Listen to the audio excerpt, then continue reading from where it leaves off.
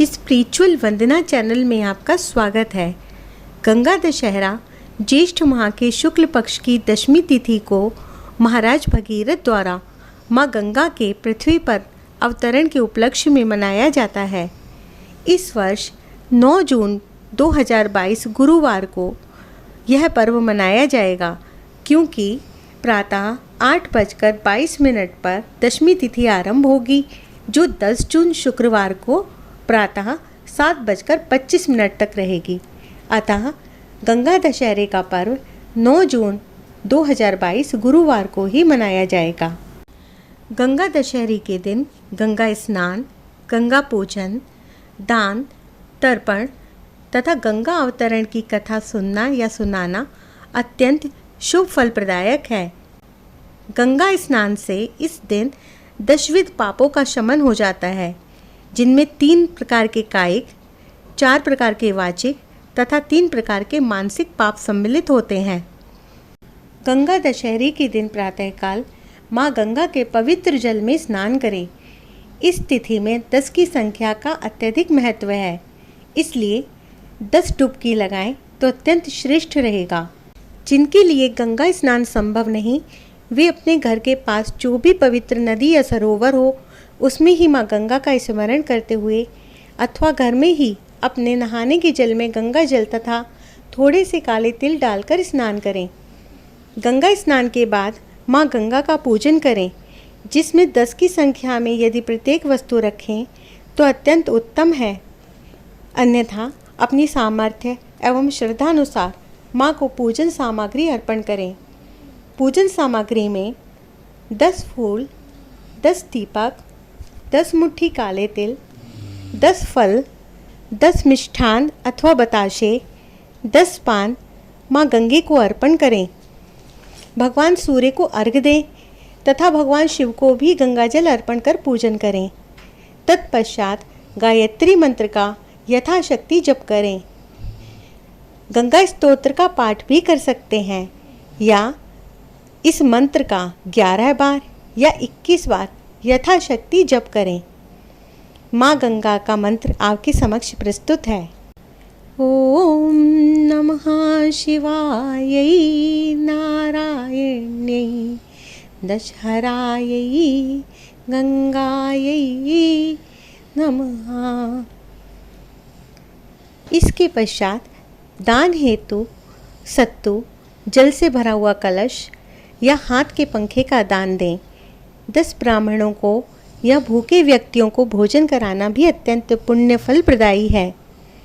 इस दिन 10 मुट्ठी दाना आप पक्षियों को भी डालें तथा सतनजा अथवा भुने हुए आटे की पंजीरी चींटियों को खिलाना भी अत्यंत पुण्य फल प्रदायी है। इस प्रकार गंगा दशहरे पर इन पुण्य कर्मों द्वारा आप भगवत कृपा प्राप्त कर सकते हैं। अब आपके समक्ष गंगा दशहरे की कथा प्रस्तुत है। प्राचीन काल में अयोध्या में महाराज सगर नाम के राजा राज्य करते थे। उनके 60,000 पुत्र थे तथा उनके पौत्र का नाम अंशुमान था। एक समय जब राजा सगर अश्वमेध यज्ञ कर रहे थे, उसी समय यज्ञ पूर्ति के लिए अश्व को छोड़ा गया। इंद्रदेव ने यज्ञ को भंग करने के उद्देश्य से उस घोड़े को चुरा लिया तथा पाताल स्थित कपिल मुनि के आश्रम में बांधाए। महाराज ने अश्व को खोजने के लिए अपने 60,000 पुत्रों को आदेश दिया। अश्व को खोजते खोजते वे कपिल मुनि के आश्रम में पहुँचे तथा समाधिस्थ मुनि के आश्रम में बंधे हुए अश्व को देखा। सगर पुत्रों ने कपिल मुनि को चोर समझ लिया तथा उन्हें आहत करने का प्रयास किया, जिससे समाधिस्थ मुनि की क्रोधाग्नि में वे जलकर भस्म हो गए। अपने पितव्य चरणों को खोजते हुए अंशुमान जब मुनि के आश्रम में पहुँचे तो भगवान श्रीहरि के वाहन गरुड़ जी ने उनके भस्म होने का समूचा वृत्तांत उन्हें कह सुनाया। गरुड़ जी ने यह भी बतलाया कि यदि इन सब की मुक्ति चाहते हो तो गंगा जी को स्वर्ग से धरती पर लाना पड़ेगा। इस समय अश्व को ले जाकर अपने पितामह के यज्ञ को पूर्ण कराओ, उसके बाद यह कार्य करना। अंशुमान ने घोड़े सहित यज्ञ मंडप पर पहुंचकर महाराज सगर से सब वृतांत कह सुनाया। महाराज सगर की मृत्यु के उपरांत अंशुमान और उनके पुत्र दिलीप जीवन पर्यंत तपस्या करते रहे, परंतु वे गंगा जी को मृत्युलोक में नहीं ला सके। अंत में महाराज दिलीप के पुत्र भागीरथ ने गंगा जी को इस लोक में लाने के लिए गौकर्ण तीर्थ में जाकर कठोर तपस्या की। इस प्रकार तपस्या करते करते जब कई वर्ष बीत गए, तब ब्रह्मा जी प्रसन्न हुए तथा गंगा जी को पृथ्वी लोक पर ले जाने का वरदान दिया।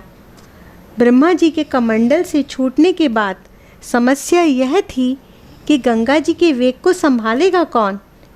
ब्रह्मा जी ने बतलाया कि भूलोक में भगवान शंकर के सिवाय किसी में भी यह सामर्थ्य नहीं जो गंगा जी के वेग को संभाल सके।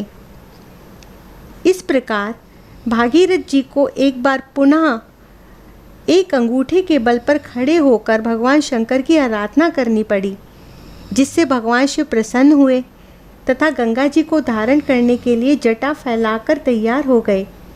गंगा जी देवलोक से छोड़ी गईं और शंकर जी की जटा में गिरते ही विलीन हो गईं। गंगा जी को ऐसा अहंकार था कि शंकर जी की जटाओं को भेदकर रसातल में चली जाऊंगी। गंगा जी शंकर जी की जटाओं में कई वर्षों तक भ्रमण करती रहीं, लेकिन उन्हें निकलने को मार्ग ही नहीं मिला। महाराज भागीरथ के पुनः अनुनय विनय करने पर भगवान शिव ने प्रसन्न होकर हिमालय में ब्रह्मा जी द्वारा निर्मित बिंदुसार नामक स्थान में गंगा जी को छोड़ा। उस समय इनकी 7 धाराएं हो गईं। आगे आगे भागीरथ जी दिव्य रथ पर चल रहे थे तथा पीछे पीछे गंगा जी की 7वीं धारा चल रही थी। जिस रास्ते से गंगा जी जा रही थी, उसी मार्ग में ऋषिराज जन्नू का आश्रम तथा तपस्या स्थल पड़ता था। तपस्या में विघ्न समझकर वे गंगा जी को पी गए। फिर देवताओं के अनुनय तथा प्रार्थना करने पर उन्हें पुनः अपनी जांघ से निकाल दिया। तभी से गंगा जी जन्नू पुत्री या जानवी कहलाईं। इस प्रकार अनेक स्थानों का भ्रमण करते हुए, तरन तारण करते हुए माँ भागीरथी कपिल मुनि के आश्रम में पहुँची तथा महाराज सगर के 60,000 पुत्रों के भस्मावशेषों को तारकर मुक्त किया। उसी समय ब्रह्मा जी ने प्रकट होकर भागीरथ के कठिन तप तथा सगर के 60,000 पुत्रों के अमर होने का वर दिया। तदनंतर यह घोषित किया कि तुम्हारे ही नाम पर गंगा जी का नाम भागीरथी होगा। अब तुम अयोध्या में जाकर राजकाज संभालो। ऐसा कहकर ब्रह्मा जी अंतर ध्यान हो गए। इस प्रकार माँ भागीरथी गंगा दशहरे के दिन पृथ्वी पर अवतरित हुई तथा प्राणियों का उद्धार किया। यदि आपको वीडियो पसंद आई तो कृपया चैनल को सब्सक्राइब करें तथा वीडियो को लाइक एवं शेयर करें, जिससे हिंदू सनातन धर्म एवं व्रत त्योहारों से संबंधित जानकारी आप तक सदैव पहुंचाती रहूं। धन्यवाद।